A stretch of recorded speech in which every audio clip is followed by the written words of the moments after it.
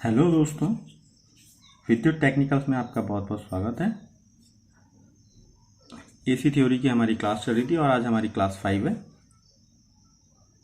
Class start करने से पहले मेरी एक रिक्वेस्ट है कि अगर आप हमारे चैनल पर पहली बार आए हैं तो चैनल को सब्सक्राइब कर लें और बेल आइकन को दबा लें, जिससे आने वाले वीडियो का नोटिफिकेशन आपको पहले मिल जाए। चलिए तो क्लास स्टार्ट करते हैं।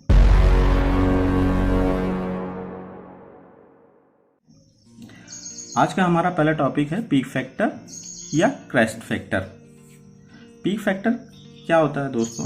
जो हमारी अल्टरनेटिंग करंट होती है या वोल्टेज कहें, अल्टरनेटिंग क्वांटिटी कहें, तो इनका जो शिखर मान होता है, शिखर मान यानी पीक वैल्यू, और जो हमारा आरएमएस मान होता है प्रभावी मान, इफेक्टिव वैल्यू जिसको बोलते हैं, इन दोनों का जो रेशो होता है वो हमारा पीक फैक्टर या क्रेस्ट फैक्टर कहलाता है। इसको हम अगर फॉर्मूले से लिखें तो ये हम लिखते हैं peak factor is equal to peak value upon RMS value. यहाँ पर अगर हम इसकी वैल्यू रखें तो पीक वैल्यू होती है जो हमारी आई नॉट या आई मैक्स, और आरएमएस वैल्यू जो होती है हमारी आई मैक्स मल्टीप्लाई वैल्यू हमारी 0.707। ये हमने प्रीवियस वीडियो में देखा था दोस्तों। अगर आपको आरएमएस वैल्यू नहीं पता है तो आप हमारी प्रीवियस वीडियो देख लें। तो इसको अगर हम सॉल्व करें तो जो हमारा रिजल्ट आता है वो आता है 1.414 या √2। अगर हम उसको वोल्टेज के लिए निकालें तो वोल्टेज की वैल्यू जो है हमारी इस तरह से आएगी, वो भी हमारी होगी 1.414। तो ये हमारा पीक फैक्टर कहलाता है। इसके बाद आज का हमारा दूसरा टॉपिक है फॉर्म फैक्टर। फॉर्म फैक्टर भी ऐसा ही रेशो है दोस्तों। प्रत्यावर्ती विद्युत धारा अथवा वोल्टेज के प्रभावी मान और औसत मान के अनुपात को फॉर्म फैक्टर कहते हैं। प्रभावी मान यानी वही आरएमएस वैल्यू और एवरेज वैल्यू के रेशो को ही हम फॉर्म फैक्टर कहते हैं। इसकी अगर हम फॉर्मूला रख दें तो आरएमएस वैल्यू होता है हमारा आई मैक्स मल्टीप्लाई 0.707 और एवरेज वैल्यू होता है हमारा आई मैक्स मल्टीप्लाई 0.637। इसको हम कैलकुलेट कर लें तो हमारी जो वैल्यू आती है दोस्तों 1.11। इसी तरह हम वोल्टेज के लिए भी हम निकाल सकते हैं हमारा फॉर्म फैक्टर, और यह हमारा करंट के लिए फॉर्म फैक्टर। आज का जो हमारा अगला टॉपिक है वो हमारा फेज है दोस्तों। फेज क्या होता है? फेज आपने कई बार सुना होगा। Single phase, 3 phase. हमारे घर में सप्लाई आ रही है वो सिंगल फेज होती है। मशीनों के लिए जो यूज़ करते हैं वो 3 फेज कहलाती है। तो ये फेज होता क्या है? इस फेज को आज हम समझते हैं। तो फेज क्या होता है दोस्तों?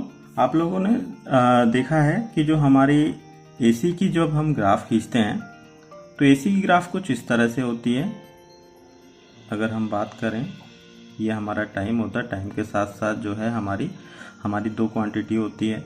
एक होती है हमारी वोल्टेज एसी में और एक होती है हमारी करंट।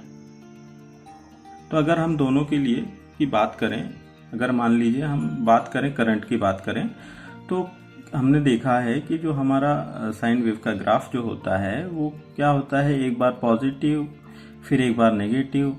जो हमारी जो वैल्यू होती है वो 0 से एक बार पॉजिटिव तरफ जाती है, फिर उसके बाद वापस 0 पर, और फिर 0 से वापस नेगेटिव तरफ, और नेगेटिव से वापस। इस तरह से जो है हमारी एक ये साइकिल कंप्लीट करता है।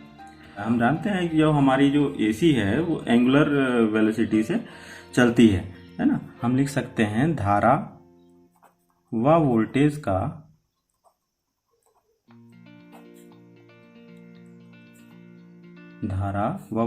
के मानों का पल पल बदलना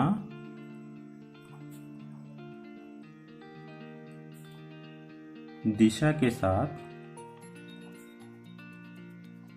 यही क्या कहलाता है दोस्तों? यही हमारा फेज कहलाता है ना। फेज को हम 2 प्रकार में डिवाइड कर सकते हैं दोस्तों। एक होता है हमारा इन फेज और एक होता है हमारा आउट फेज। अब ये इन फेज क्या होता है, आउट फेज क्या होता है, इसको देख लेते हैं हम। अगर मान लीजिए ये हमारा वेव ग्राफ है ना, तो हमारी जो क्वांटिटी होती है वोल्टेज और करंट होती है। तो मान लीजिए ये 0 पर है और ये पॉजिटिव, ये नेगेटिव, ये हमारा समय। तो जब हमारा जो वोल्टेज मान लेते हैं, वोल्टेज को जब हम उसका ग्राफ लगाएं तो कुछ इस तरह से बनता है। फिर हम अगर उसी पे करंट का ग्राफ भी ड्रॉ करें तो करंट का ग्राफ कुछ इस तरह से होता है दोस्तों। तो अगर करंट और वोल्टेज दोनों का जो है 0 से लेकर मैक्स होने तक और मैक्स से वापस 0 पर आने पर जो इनका जो समय है, अगर वो एक ही समय में दोनों अपने मैक्स पर पहुंच रहे हैं, ये हमारा करंट है, ये हमारा वोल्टेज है, और दोनों का जो है शिखर मान एक समय में या कह सकते हैं कि जब धारा व वोल्टेज का मान एक ही समय पर पॉजिटिव, 0 और नेगेटिव में मैक्स की तरफ पहुंचे तो वो क्या कहलाता है दोस्तों? वो हमारा इन फेज कहलाता है।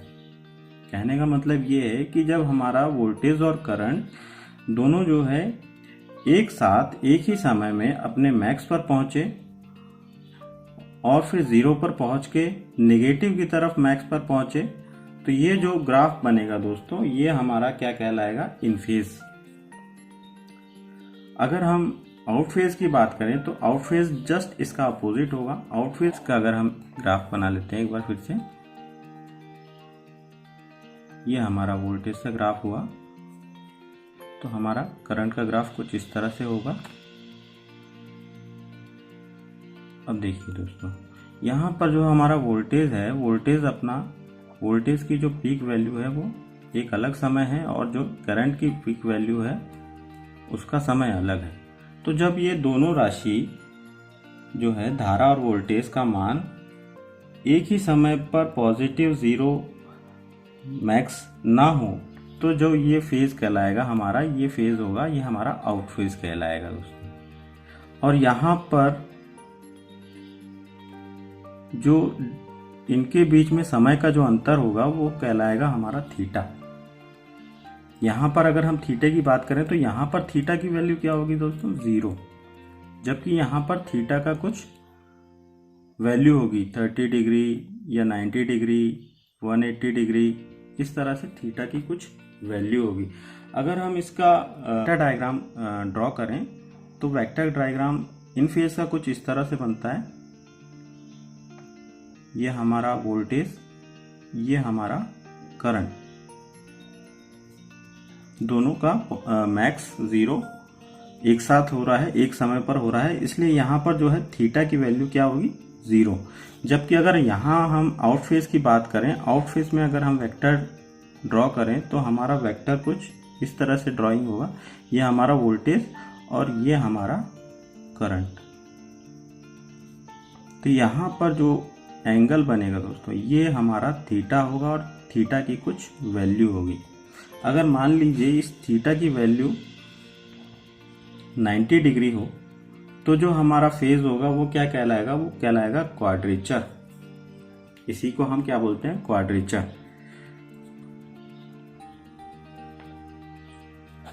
अगर हमारे थीटा की वैल्यू 180 डिग्री हो तो इसे कहते हैं हम एंटी फेज। ठीक है दोस्तों, तो ये आपको समझ में आया होगा। इन फेज क्या होता है, आउट फेज क्या होता है, क्वाड्रेचर क्या होता है, एंटी फेज क्या होता है। अब हम बात कर लें लीडिंग क्वांटिटी क्या होती है और लैगिंग क्वांटिटी क्या होती है।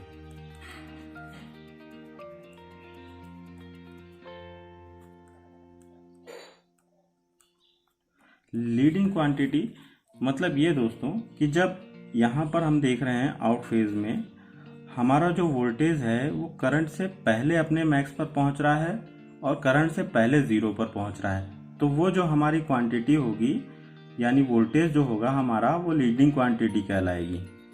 जो वोल्टेज है हमारा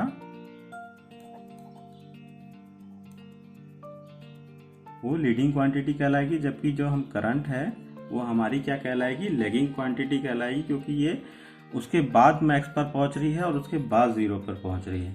तो ये हमारी लीडिंग और लैगिंग क्वांटिटी हुई दोस्तों। तो आई होप आप लोगों को ये फेज टॉपिक समझ में आया होगा। और ठीक है, आज के लिए इतना ही।